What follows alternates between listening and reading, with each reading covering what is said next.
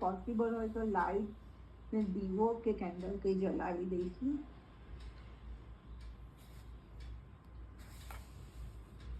Feel કરો, visualise કરો કે સાક્ષાત શિવજી આંખો બંધ બધાની રહેશે, કમર ટટ્ટાર રહેશે.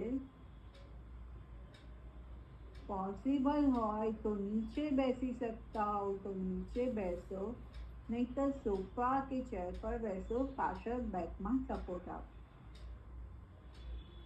આંખો બંધ, ડીપ બ્રીથિંગ કરીશું. ઊંડા શ્વાસ લઈશું ને છોડીશું. 5 વાર એવું કરીશું.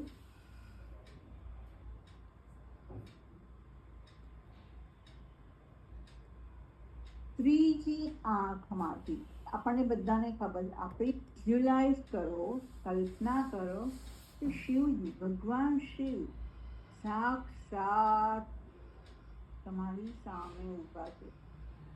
શિવજી, લોર્ડ શિવા તમારી સામે ઊભા છે.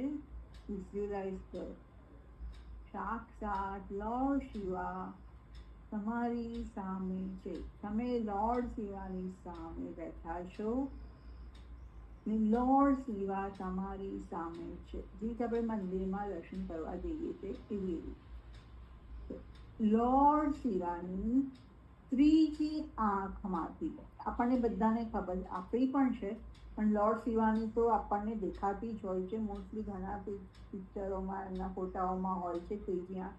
તો વિઝ્યુલાઇઝ કરો કે લોર્ડ શિવાની એ ત્રીજી આંખમાંથી divine energy, divine golden energy આવી રહી છે. લોર્ડ શિવાની ત્રીજી આંખમાંથી